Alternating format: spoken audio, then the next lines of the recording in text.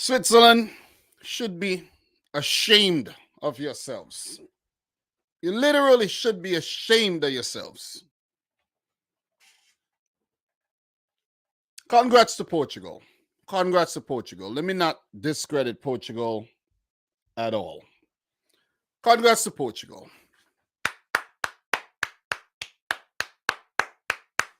I underestimated Portugal. But I also wanted a bit of drama and give the Swiss a chance to have that underdog type of team into the quarters. A man could dream, right? But I like to take the time to apologize to Fernando Santos because I really thought he got it wrong. I thought he got it wrong with his lineup, leaving Ronaldo out, leaving out João Cancelo, bringing in Otavio, Gonzalo Ramos, bringing in Rafa Guerrero. And I was just like, look at this mess of a team that Fernando Santos put out. Oh, damn, he proved me wrong. He proved me, and I'm pretty sure millions of people around the world wrong.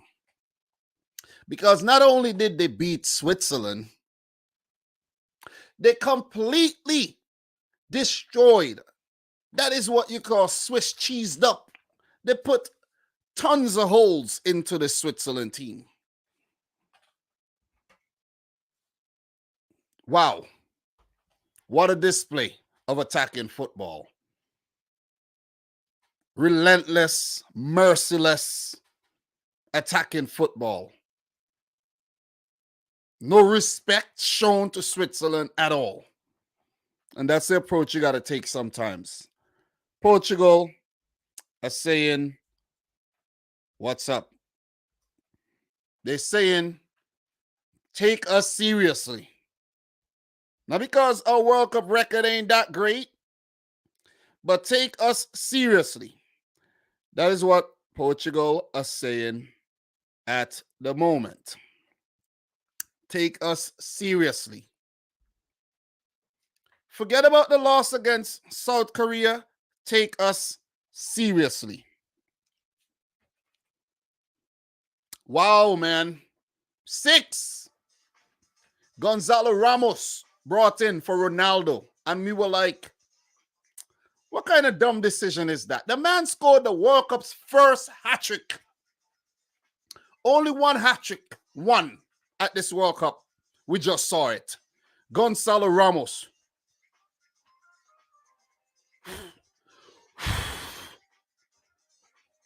Man blowing off the smoke. Assassination. The assassination. Let me stop saying these words because my stream's going to get flagged. Of Switzerland. Gunned down. 6-1. Not 2-1.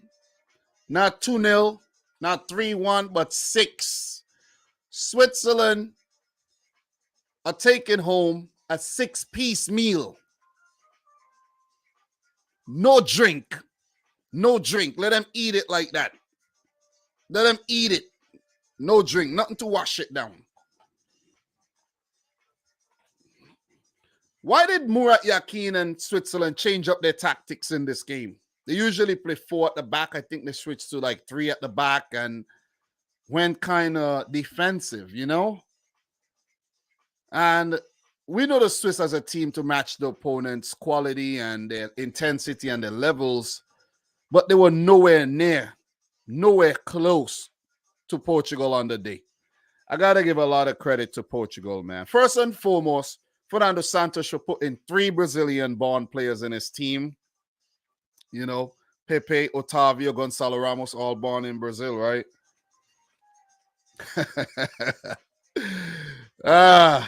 Listen, Brazil's the most successful World Cup team. Why not? You know what I'm saying?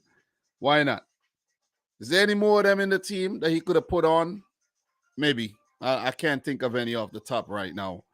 But big up to everybody in the stream right about now, man. The Swiss got Swiss cheesed up, literally. Literally. Look, let's take a look at these games, man. Let's take a look at the game, man. You know, Because Portugal, they came to play no game whatsoever. I thought we were going to be here having a stream that we were going to talk about Switzerland beating Portugal. Portugal are out of the World Cup, blah, blah, blah, blah, blah. You know what I'm saying? Wow, we're going to have Morocco versus Switzerland. One of those teams are going to go on to the freaking semis. But no.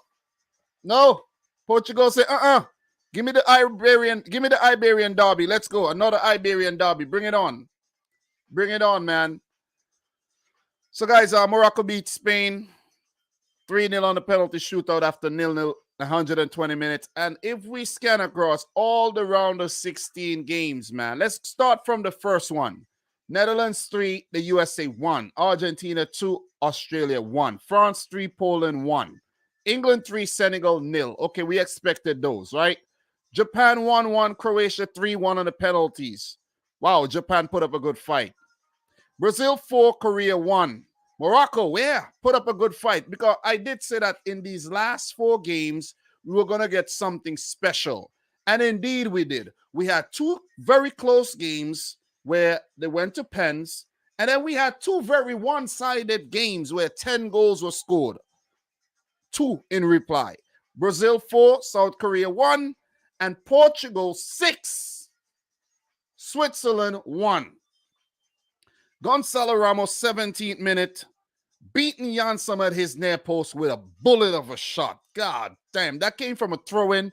Switzerland not dealing with it properly, not staying tight enough to Gonzalo Ramos, and the Benfica man, who's been on fire since the playoffs for the Champions League, smashed one into the back of the net. Even Jan Sommer was surprised he got beaten with that shot.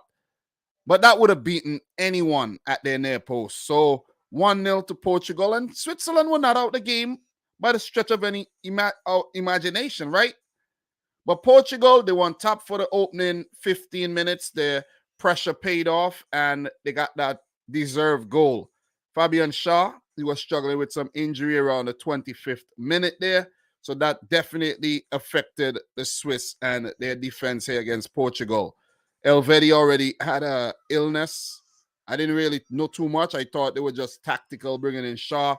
But with Elvedi and Schär out, not much hope for the Swiss after that. Pepe in the 33rd minute, another set piece, right? The corner coming in, and Pepe's heading in that with a lot of freaking anger and ferocity. So let's give it up to the big man Pepe, who's probably picked up a record there in terms of goal scoring with that goal. Probably the oldest defender ever to score. Let's see if we have anything on the timeline here in terms of Pepe's goal, right? Let's scroll down a bit. Let's scroll down. I don't want to scroll too fast, so let's take our time and scroll down. Let's scroll down to Pepe's goal and see if we find somewhat of a record there. I'm pretty sure there is, right? So we scroll down to the 33rd minute, and let's see. So, okay, let me see. Pepe's goal, right? Let me see. Now we ain't got nothing. I'm pretty sure there's something there in Bruno Fernandes with the assist. Opta stats. I'm pretty sure, man. Where's the Opta stats here, man? But look. Okay, yeah, got it. Pepe is now the oldest ever player to score in a knockout stage game at the World Cup. I told you, 39 years old, 283 days. Roger Miller holds the record, but it wasn't in a knockout phase game. He was 42 years old when he actually scored that goal. So let's scroll all the way back up. Sorry if I hurt your eyes with that one. But 2-0. Pretty much game not over. It's still in the game at 2-0. But Portugal, you know, they just continue to stamp their authority on this match. 2-0 at halftime. And I was like, listen, man, pretty sure the game was, pretty sure it was over. Fabian Schär did get a chance in the 38th minute, but Diego Costa came up big.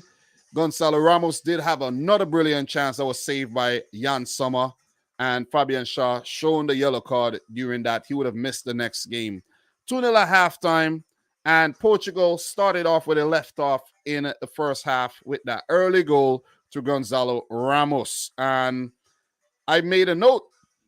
It was a big call. It was a gutsy call. But you got to have guts. You got to have balls in this thing. And it paid off. 3-0 to Portugal. What a goal by Gonzalo Ramos. His finishing was unbelievable on the day. And they bagged a fourth to Rafa Guerrero. Brilliant counterattack. Guerrero, Gonzalo Ramos setting up that goal, and a brilliant finish by the left back who does play for Dortmund, right? He's still at Dortmund, right? Manuel Akanji did bag one from a corner, not dealt with, flicked on in the middle, knocked in at the far post. But my big Manchester City defender bagging one for Switzerland, who I think were kind of dreaming at that point at 4-1 down. If you get a second and a third, it could get really tense, but that wasn't to be. And with Switzerland just committing numbers and numbers forward, trying to get these goals back. When was the last time a team came back down from being 4-0 down, man? I think that's happened. Was the Newcastle game when they came back? Were they 4-0 down? I can't remember. But in international football, have we ever seen that? I don't know, man. But look, 67th minute, the hat-trick completed by Gonzalo Ramos, man. First hat-trick of this World Cup. Swiss were overcommitting. The goal kick came in. Players not really back to their positions.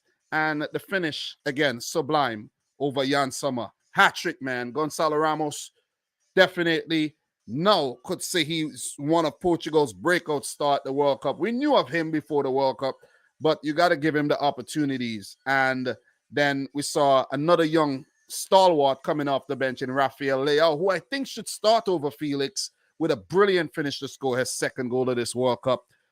Portugal 6, Switzerland 0. Cristiano Ronaldo did come off the bench. He did score, but that was chalked off for offside. He did get a few opportunities, but not getting on the score sheet. Do you believe that Portugal scored 6 goals and Ronaldo didn't score a single one? We haven't seen that in many, many games where they've scored so many goals, but Ronaldo didn't actually score. But also remember that Portugal won Euro 16 without Ronaldo on the field. So maybe if they are to win anything, they need to keep Ronaldo off the field and then bring him on if needed. That might be a tactics going forward. So big up to Jamal. Thank you very much. 199 says, well, I never. And what are those, though? Those are not showing up on my end, though. What are those? PTCH? What is that? What is that? I see the reaction there, but I don't see the other ones. You guys could see that on the screen. I'm not seeing it because I'm going through StreamYard. But Man City should offer Ramos 80 million. Man City don't need no Gonzalo Ramos, man. Come on. Let Gonzalo Ramos go somewhere else. We don't need Gonzalo Ramos. We have Erling Haaland. Why would we need him? Maybe if Erling Haaland leaves. Oh, man. But big up everybody, man. Big up. Oh, the flags. Okay. Those are the flags of but PTCH. Whose flags is CH though? Portugal. Okay. Portugal and the CH is who? Is it Morocco? All right. So is it China? Pepe, man. Yeah, one of the goats indeed. Guys, smash up the thumbs up button if you haven't yet done so. Do appreciate it, man. Do appreciate each and everybody in here. Pepe is amazing. He's 39 years old. It is amazing to keep those levels up at his age. Oh, CH is Switzerland. Okay. Thank you very much. But yeah, man, this was a very one-sided affair. After the game, Spain 7. Seems like it was so long ago. Spain 7, Costa Rica 0. This has been one of the most one-sided matches. Listen, I think Costa Rica would have put up a better performance tonight than Switzerland. This was absolutely poor by Murat Yakin and his men. They got it so wrong. So wrong. So wrong. Let's look at the stats. It was pretty much an analysis of the game, most of the big moments. Portugal used a lot of subs. Let's just touch on that really, really quick. In this game, Gonzalo Ramos, João Felix, Bernardo Silva, Otavio and Bruno Fernandes went off, and on came Cristiano Ronaldo, Rafael Leao, Vitinha, Ruben Neves, and Ricardo Horta. for the Swiss. They would now have to start tapping into their reserves going forward in attempt to qualify for the 2026 World Cup. And guys, just for a little heads up, man, Football Fair and I are going to do an overview of the 2026 World Cup on tomorrow's episode of World Cup Digest. We're going to take the next 2 days to look at 2026, do a little overview, talk about the hosts, talk about some things, and then we're going to actually do a bit of an early prediction for that 48 team World Cup. So look out for that. Go check out the series as well. I'm having fun with it indeed, man. But look, let's get back to the game. Gibraltar, Remo Freuler,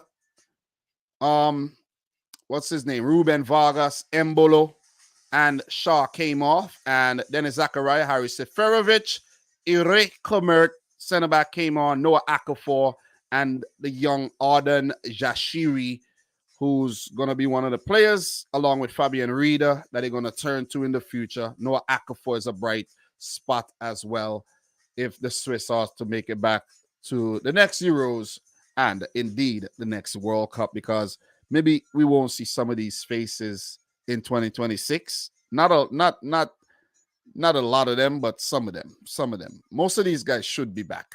Maybe Shaqiri retire, who knows?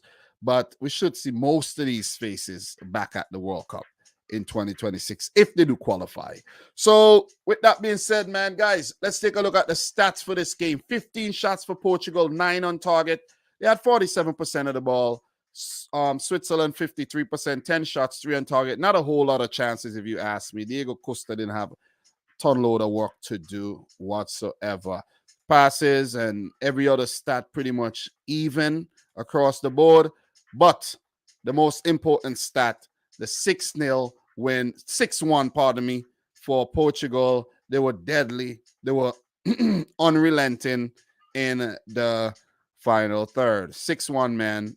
Listen, it's an embarrassing scoreline. It's an embarrassing scoreline, man. Switzerland should have just said, hey, man, we conceding. We conceded 3 goals so quick. Let's just damage limitation. If we get one back, we get one back. But the game was lost. I think the game was lost after the second goal went in, man. Especially when the third one went in. Ah, damn. Oh, Switzerland, you went out with a whimper. And for a team that played so well in the group phase, only losing to Brazil, and Brazil had to put up a really good fight to get that goal against them.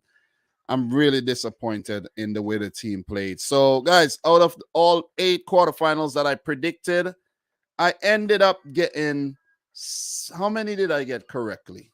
6 of them correctly. 6 out of 8 correct. That's not bad, right? And the ones that I got wrong was Japan, who were a complete letdown in that penalty shootout. But big up to Croatia and, of course, Switzerland. Poor display, if you ask me. John Burns, yay, the Swiss held Portugal to only 6 goals. Funny, man. Funny. What else we have here? Ivan, the Swiss started well.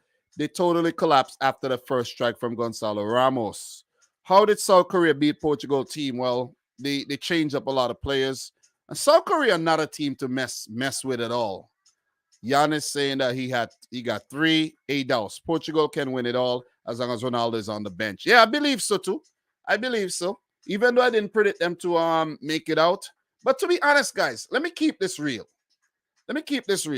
Part of me always knew Croatia and Portugal would have come through.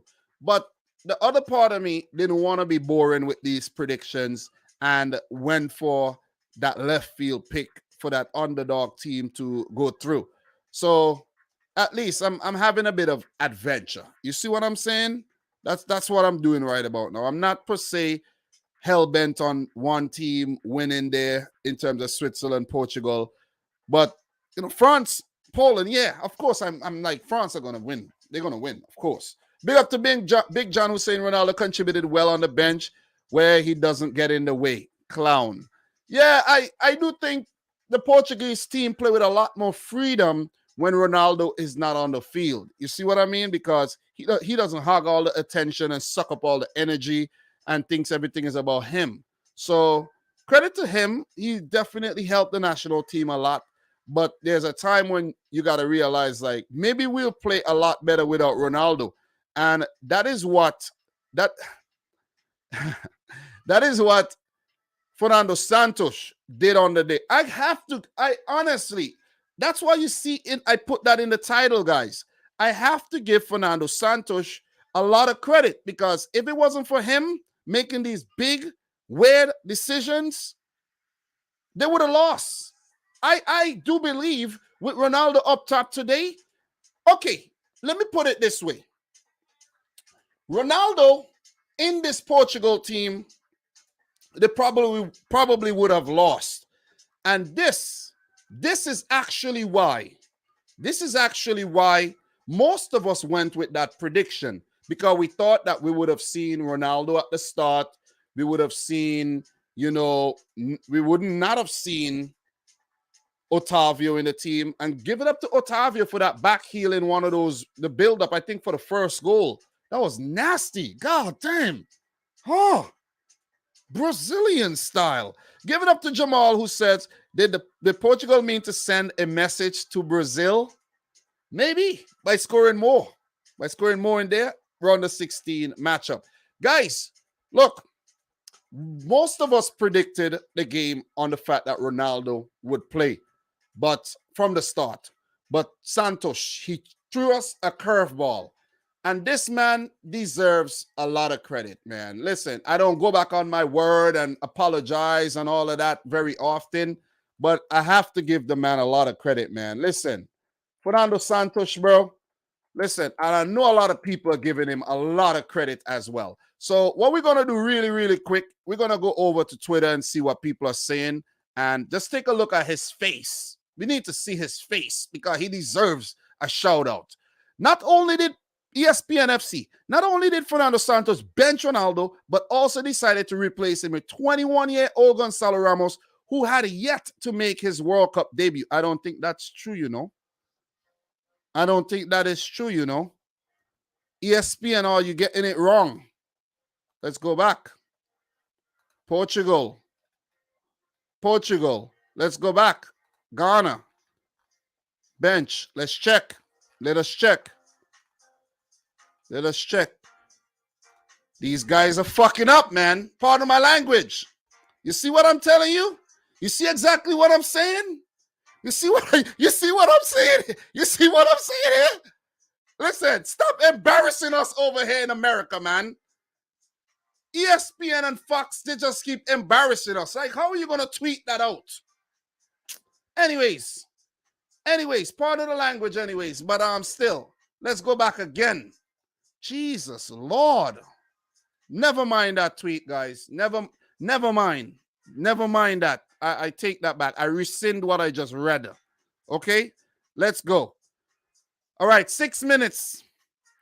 ESPN UK. Fernando Santos. Let's see if the UK, you see the thing is, the UK and the USA, they got this thing going on, right? Bam. Let's see what ESPN UK says. Fernando Santos played 21-year-old Gonzalo Ramos over Cristiano Ronaldo tonight. Ramos had a hat-trick in his first ever World Cup knockout game. You see that? You see what's going on there, right? Do you see what's going on there? You see the difference? Do you see the difference? Do you see the difference right there? Okay. Fernando Santos deserves absolutely massive credit for dropping Ronaldo for Ramos. Take some cojones to do that. That's what I've been talking about. That's exactly what I've been talking about. Cojones. That's what it takes. That is what it takes to get far in anything in life. It took me a lot of balls to cover all these World Cup matches and neglect everything else. You know what I'm saying? Just neglect everything. Oh, man, I haven't even hit up my wife today. Talk about, you see what I'm telling you? Haven't even hit up my wife today. You know what I'm saying? My sister messaged me about, let me see, exactly 3 hours ago, 1:18. I haven't even responded to the message yet. God damn. Anyways, where's my wife at, man? Hey, babe. Missing you. All right. Anyways, let's keep it moving. Fernando Santos has finally seen the light, and that's bad news for everyone that is still left in this World Cup. HITC 7's Alfie. Okay. Karan Tejwani. Portugal on paper probably have the fourth best squad of all teams at this World Cup. Fernando Santos need to make a few tweaks, and he's managed that. They should be able to compete to go all the way. The talent they have is often forgotten about. I don't think we forget about the Portuguese talent. Come on, man. Come on. I don't think we forget. All right, let me see if I could read a little Portuguese here. O maior adversário de Portugal neste mundial chama-se Fernando Santos. That song's a bit Spanish. That song's Spanish, right? Anyways, let's move. Fernando Santos, Cristiano Ronaldo not playing. We're talking about Gonzalo and Cristiano Ronaldo, and they're both different players. Okay. Let us keep it moving. What else we got? Big up to my boy Have Hope, who says, what a G. Fernando Santos lives. This is why Ramos is starting ahead of Cristiano Ronaldo. Again, wow. Fernando Santos really benched Ronaldo. Damn, I would have never thought. And Fabrizio Romano. Cristiano Ronaldo will be on the bench for Portugal in tonight's game against Switzerland. He is not in the starting 11 decided by Fernando Santos. Gonzalo Ramos starts up top. And this is Ronaldo, right? I need this picture right here. I need this picture right here because that is a classic picture right there, man. You see this freaking Fox Sports app just coming on. I think my wife replied to me. No, nobody replied. The Fox Sports app just dumb, man. It's just stupid, man. I'm telling you. I don't like Fox. ESPN suspect as well. Cristiano Ronaldo looking at Fernando Santos. Oh my God. Listen, you gotta love this. You gotta love it, man. Yeah, Angel, man. I did say, man, that the 11 didn't look good, but they pulled it off. They definitely pulled it off, man. They did. Natureza, sorry for England. They will lose. What else we have, man? What else we have? Anything else? Step aside from the Ronaldo part of it. Starting Gonzalo Ramos was a big risk from a very risk-adverse coach. So fair, bloody play. So fair, bloody play to Fernando Santos. Yeah, I do believe so. I do believe so. Not just Cristiano Ronaldo bench. Portugal coach Santos has picked Diego Dallo over João Cancelo, who starts on the bench too. You know, so listen, man. Fernando Santos starting a 21-year-old guy instead of one of the all-time greats. Hold up. Let him cook. Gonzalo Ramos with a hat-trick and 1 assist. Fernando Santos rewarded for his brave call to drop Cristiano Ronaldo. And troll football. Fernando Santos. Since Bruno can take penalties, we decided to bench Ronaldo. Ooh. Nana Mob. Not only did Fernando Santos bench Cristiano Ronaldo, but also decided to replace him with 21-year-old Gonzalo Ramos, who had yet. What is this? Why you take the exact tweet from ESPN and did it verbatim? Listen, man. Listen. Let me reply to this. Listen. You haven't been watching the World Cup. Delete this tweet. He came off the bench against Ghana. Shake my head. Anyways, reply. People, I don't know, man. I don't know how people could just pick up things and just run with it like that, man. You know what I'm saying? Cristiano Ronaldo with Fernando Santos at full time. Yeah, not a very good reaction. But he's not he's not starting the next game, right? And with that being said, let's talk about that. He's not starting the next game. He ain't starting the next game. And let's pull this up. Let's go back. Let's come full circle. Let's go down to the quarterfinals. Guys, I dropped one quarterfinal video already. A little bit early, but I decided to drop it early. Get a little bit ahead of things. I do have to do the Croatia-Brazil. Don't know when I'm going to do that. Maybe tonight I'll burn the midnight oil and actually write up a few of these previews. I have this big one to do. I'm get that one out. And the next two previews I'm gonna get out is the Croatia, Brazil, and the Morocco, Portugal. The England, France, I'm not gonna, maybe I shouldn't even do one. Maybe I shouldn't. You know what I'm saying? Everything I put out on France, everything I put out on England, it's like nobody cares, man. You know what I'm saying? So shout outs to all the French people ignoring my YouTube videos. And the what you call it, you know, and what you call it, the English, you know. And my daughter just said she wanted money for Christmas. I asked her what she wants for Christmas. She said money. Nah, I'm gonna reply, nah, no money. Gotta pick something, man. Nah, can't get into the habit of picking money, man. You know what? You get nothing then. Anyways, you know what I'm saying? Let's move. Let's move, man. Let's move. So, Croatia, Brazil. Oh, man. Massive game. Croatia, of course, underdogs going into this. Brazil, ranked favorites. Netherlands, Argentina. This one's pretty even if you ask me. But you got to go check my preview video to find out who I picked to go through. Morocco, Portugal. It's going to be tough. It is going to be tough for Morocco to get past Portugal. Let me say that from the get-go. I like the Moroccan story, but after what we're seeing tonight, it's going to take some very grapefruit-sized cojones to actually predict a Morocco win over Portugal. Do I have them?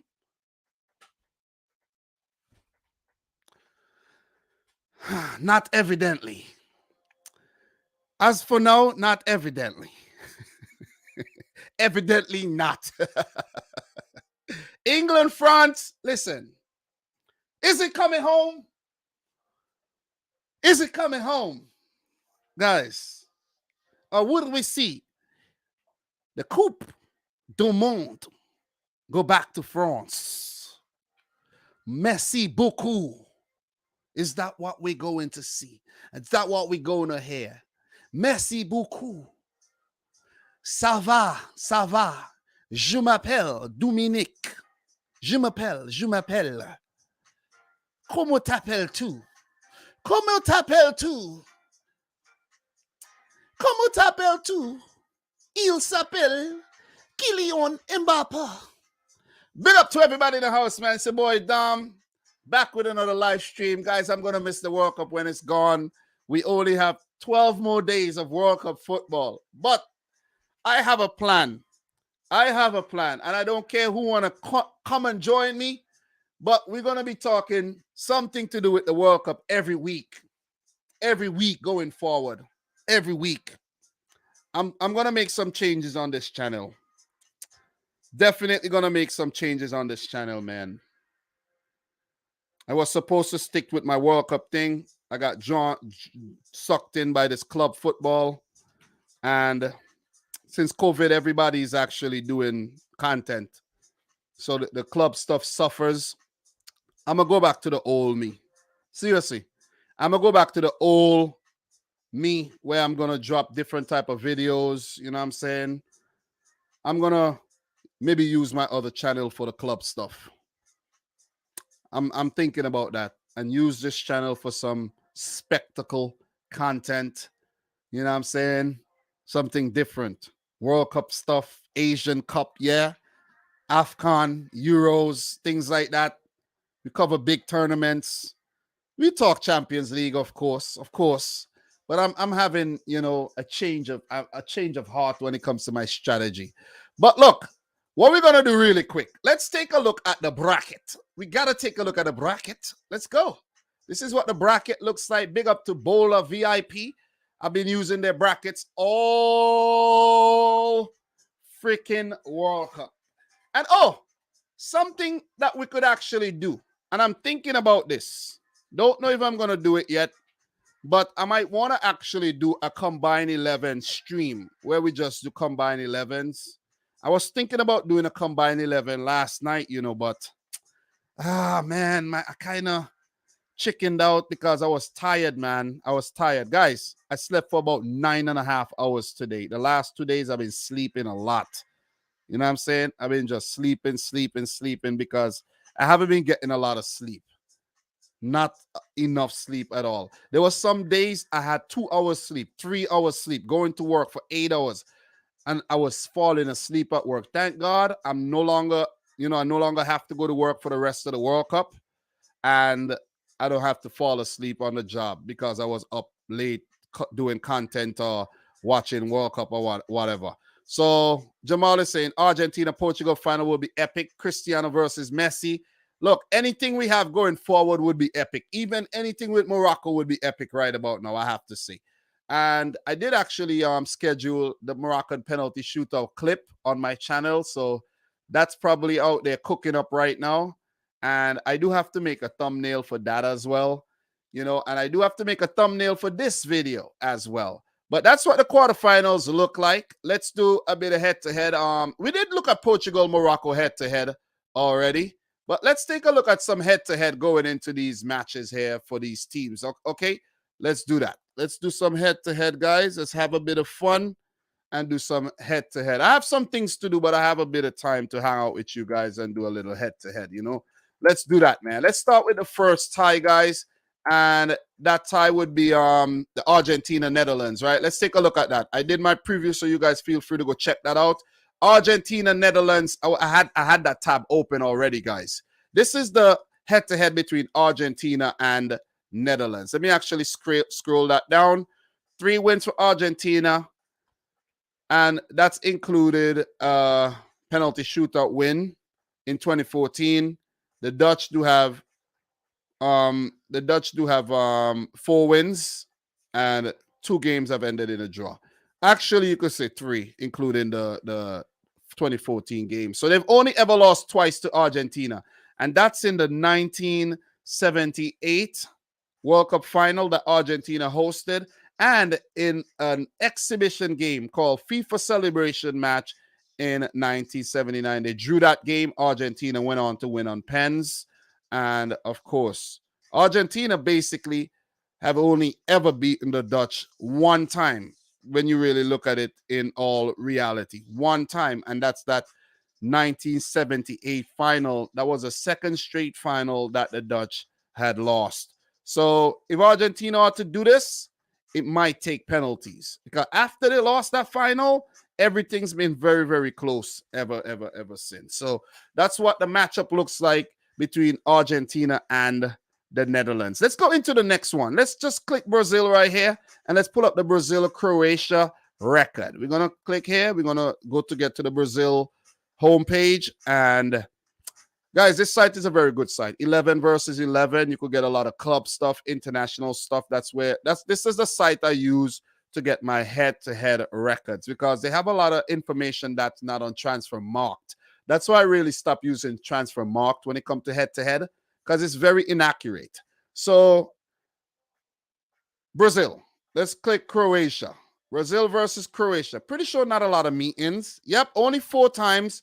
Brazil have never lost to Croatia. They met at World Cup 2006, a 1-0 win for Brazil. They met at 2014 World Cup, 3-1 win for Brazil, a draw in 2005, and the last international game there, a friendly 2-0 for Brazil. So, we know where that one is heading. It's one-sided, and it's looking like it's going to be Brazil over Croatia. So we might see a Brazil versus Argentina in the semifinal. And I think a lot of people knew that was actually destined to happen, and it might be coming to fruition. Let's go over to Portugal, Morocco, and we leave the big one between England and France for last. Let's click Portugal. And if you don't know, Brazil, Portugal, this is their head-to-head. If you don't know, they've played each other 19 times, and Brazil, they only lost 4 times to Portugal. Back from 1956 all the way to 2013. They haven't played for a while, and they've met at the 1966 World Cup. Portugal defeated Brazil, and they've also met at the 2010 World Cup. So They do have a bit of World Cup history there. But I don't want to talk about Brazil, Portugal right now. That's not a matchup at the moment. The only way they could meet is in the final. Let's talk Portugal and let's bring up their record against Morocco. So let's go. Let's pull up Morocco and let's see. All right, Morocco. All right, so here we go. 2 meetings. And 1986 World Cup, Morocco beat Portugal, and Portugal got their revenge in 2018 where they defeated Morocco 1-0. It's going to be a tight game. I don't know. If Ronaldo starts, yeah.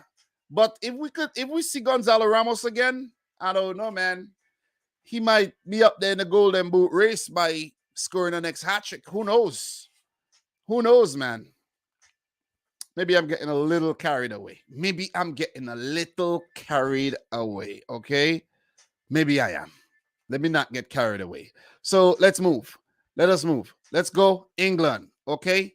England. Portugal, England record. Well, if they're going to meet each other, they've met 23 times, guys. And Portugal, they've lost 10 games against England. They don't like playing against England. They've met World Cup qualifiers there. Have they ever met at the World Cup? Yep, 1966, England en route to winning the World Cup. They beat Portugal, and they met at the 86 World Cup. Portugal, they did defeat England there. They met at the 2006 World Cup, and that was actually Portugal going through on penalties. So we are not here to talk about Portugal, England yet. Let's talk England versus France. Let's pull that up. Let us pull that up, man. Let's go. And where's England? England. France. Okay, I'm talking about France. All right. Where's France? All right. Let me see. All right, right here. France. A total of 31 meetings between the teams over the years. First met 1923 international friendlies. Any World Cup history? 1966. En route to winning their only World Cup, the only English team to ever lift the coveted trophy, England. They also met at the 1982 World Cup where England prevailed in Spain. And we scroll forward.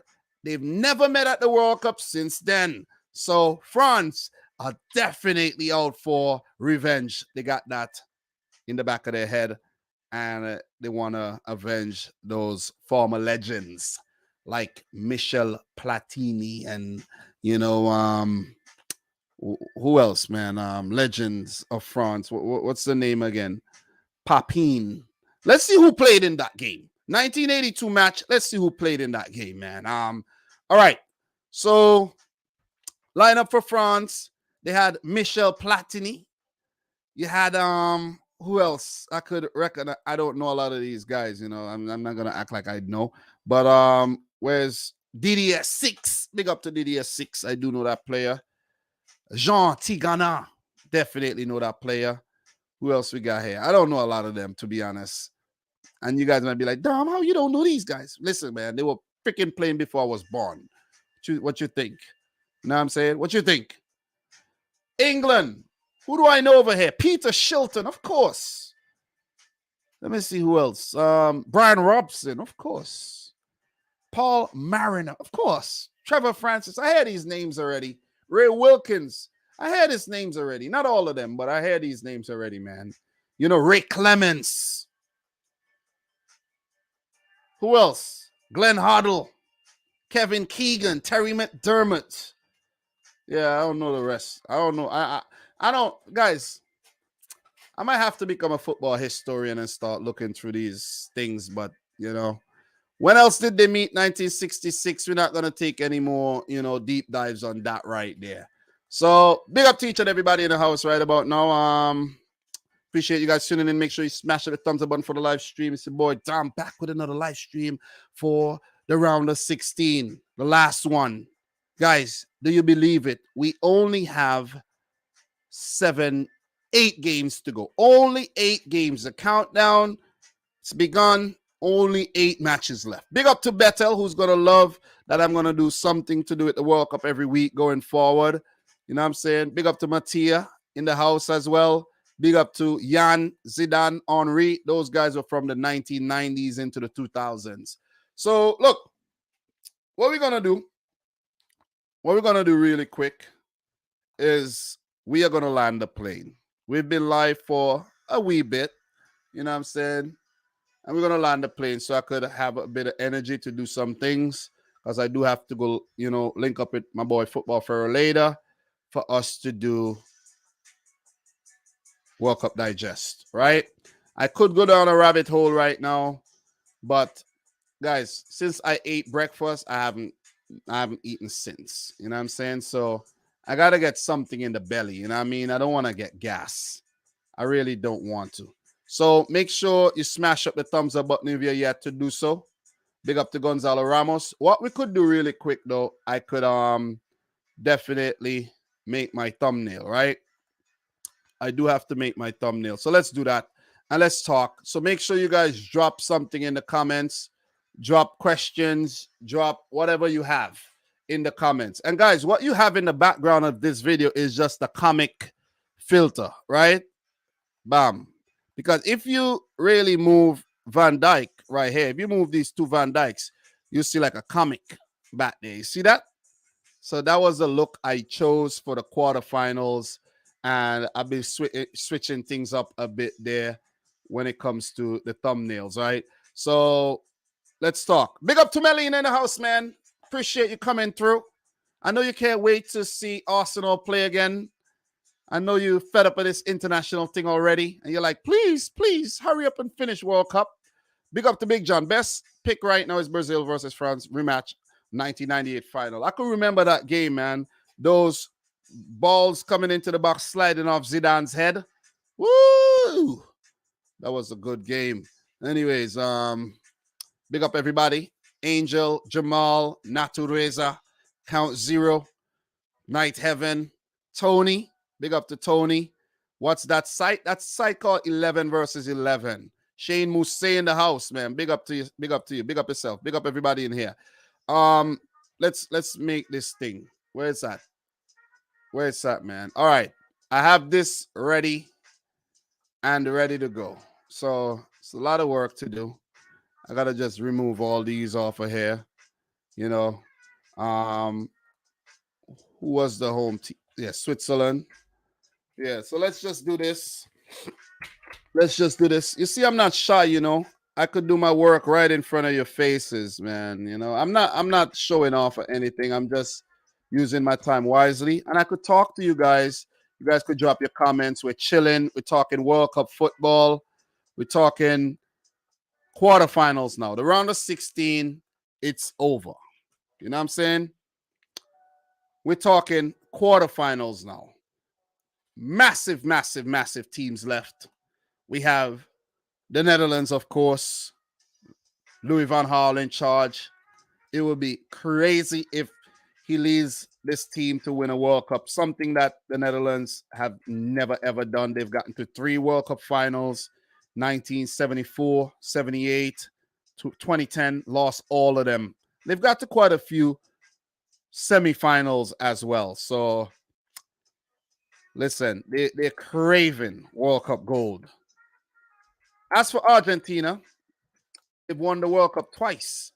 1978, they hosted, and 1986, Mexico. The hand of God, baby.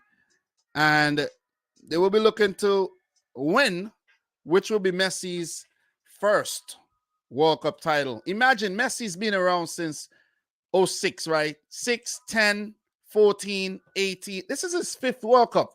Both Messi and Ronaldo. And they haven't won a World Cup, man. I think these players, we call them football greats. We say they're so great. But how are they not delivering these standalone World Cup performances that would eventually win their team a World Cup? How come they both haven't done it? That's the thing. We've seen Kylian Mbappe in 2018, and we're watching him now. To win a World Cup, you need individuals to put their hands up and perform to levels unseen by the naked eye. And we just have not been seeing that, man. And sometimes you need a little Not sometimes. You need a little support. And I don't think these players do get the support from the other players. So that's something that Argentina needs to be aware of. And this time around, it could be their time.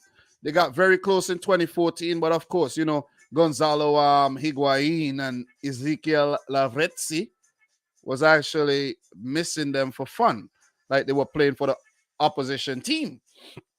You see what I mean? And we haven't seen that. We haven't seen players being wasteful for Argentina.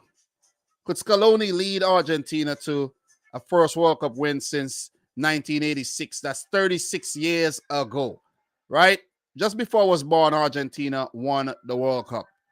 Came close in 2014, but of course, Mario Götze's goal was a telling blow. Argentina lost a goal to nil. So could move that penalty shootout thing, and we could change this up to 6-1. So yeah, we move. Croatia, man. Zlatko Dalic, he's done a great job with the team so far. Back for his second World Cup, and he's gotten Vatreni into the quarterfinals. Very, very good achievement, if you ask me. It's a big achievement because Croatia are that every other World Cup type of team, you know what I'm saying? And for them to actually make it to the quarters, it's a big, big, big achievement. So they've broken that hoodoo of, let's say they perform well at this World Cup, the next one, group phase. This is only their third time they ventured into these realms, and I think they got a bit unlucky but coming up against Brazil in the quarterfinals. Very, very, very unlucky, if you ask me. Could they do it? Man, of course. Of course. I can't write off Croatia. I did it back in 2018, and they proved me wrong. They got all the way to the final, but they just didn't have enough in the tank and enough to actually get the better of that very talented French team that had Pogba and Kante in there, right? But could they do it, man? Listen, if there's any team that's going to shock Brazil, it's Croatia. And look, you can't say Brazil are not going to get knocked out in the quarters. The last time Belgium did it. See what I'm saying? Last semifinal, they actually played. Germany took them for 7 goals. You see what I'm saying? So, listen, Brazil, they have good teams. They have really, really good players. But I don't know if that's the Brazil team of old, where you had those legendary players from 94 to 2002. Those guys that won that World Cup in 94 and another one in 2002. So it's been a long time that they haven't won a World Cup, and it's long overdue, if you ask me, for Brazil. So if they ought to get knocked out at this round, I don't know, man. I don't know. This is one of their best chances because I ain't gonna lie, the Brazil team looks good. So is it gonna be Argentina, Brazil, or is it gonna be Argentina, Croatia, Argentina, well, the Netherlands, Brazil, the Netherlands, Croatia? What are we gonna see? Croatia, Netherlands, Brazil, Netherlands. What are we gonna see? We move over to the other side of the bracket, guys. England, France. Guys, could England do this? Could England actually do this, guys? Big up to the boy Adam the Great. Adam, we'll talk, stick around. Could England actually pull this thing off? Because if they do, they might as well go on to win the whole damn thing because, as we saw earlier, they have a very good record against Portugal. I don't know if it's going to be the same in modern times, but at the World Cup, they do have a very, very good record, right? Very good World Cup record. They've only met twice in the World Cup. They've won both their games, one en route to lifting the World Cup as well. So they would look back at that and be like, okay, we're confident that we could get the job done. But Portugal, listen, man, these guys are cooking as we just saw. These guys are cooking. You see what I mean? 6 against the Swiss. Who would have actually predicted that. Not many people would have predicted that at all. Not many people. And gotta give Portugal a lot of credit. England. France. Guys. Oh man. I don't know. Is it one-sided? Are we gonna see England get pushed around by Mbappe? Is that what we're gonna see? Or would England be the team to knock France out of the World Cup? It could go anyway because England are so mercurial, man. You see what I mean? But the thing is, Mbappe, man, he's been so good. He's been so damn good, and it's hard to really write off this French team when they have such an explosive player in their side. Very, very difficult to write them off. So, yeah, we're looking good there. We're looking good in terms of the thumbnail. I do want to actually change my picture, however. But big up to each and everybody in the house. Make sure you guys smash up the thumbs up button. Definitely appreciate that. Yeah, this picture is fine. I only have like 3 pictures. I have this other one that I could use. You know what I'm saying? I don't know if I should use that one. I have this one. Should I use this one? I should leave this one. I should just use those 2. Yeah, I use this one and call it a day. Thumbnail pretty much done. Thanks for putting up with me making this while I'm live. But I've been doing it. And it's something that I said I wanted to do with you guys anyways. But the Portugal-Morocco, it looks like it's one-sided. Guys, do we have any more twists and turns left in this World Cup? Could Morocco get to the semis to face one of England or France? I would absolutely love it, man, if they do. It would just keep that World Cup, that underdog spirit at the World Cup, that dark horse alive. Whereas if it's Brazil, Argentina, or even the Netherlands, England, France, or Portugal, it would seem like the usual thing. You know what I'm saying? It seemed like the same old, if you ask me.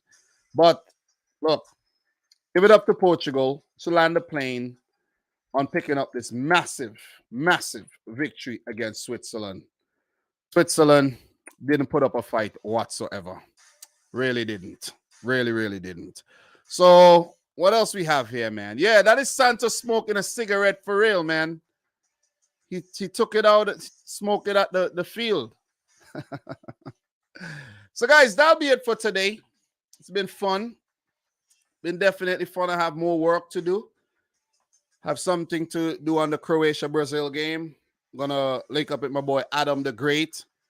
Adam, let me let you know, if you're in here still, get ready. We actually gonna talk the prediction.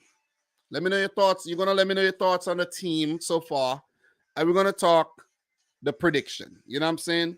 It won't be for long, but we're gonna talk prediction, and I'll include that in my Croatia-Brazil segment, the preview that's coming up. Maybe today, maybe tomorrow. It's left to be seen. But guys, it's been real. I had fun once again with this live stream, almost an hour. Appreciate everybody who tuned in. Appreciate everybody who dropped super chats, who liked the video. We'll talk more about the quarterfinals very, very soon. There's going to be more content, especially later. Football Fair and I, World Cup Digest, episode 17, I think. Episode 17 coming, man. So look out for that. Look out for that for sure. I've been having fun doing those. So appreciate all of you guys. Appreciate Crow Geek. We're about to get out of here, bro. We're about to get out, but he said I'm disappointed in Switzerland. They played so bad, but I believe Portugal will have problems playing against Morocco. All right, so guys, I'm about to get out of here. Go check out the preview. Go check out the little reaction video I dropped with Morocco, the penalty shootout. Appreciate it. But from your boy Dom, thanks again for tuning in to yet another one. And until next time, peace out. Rich Squad. Peace. I'm out, guys. I'm out.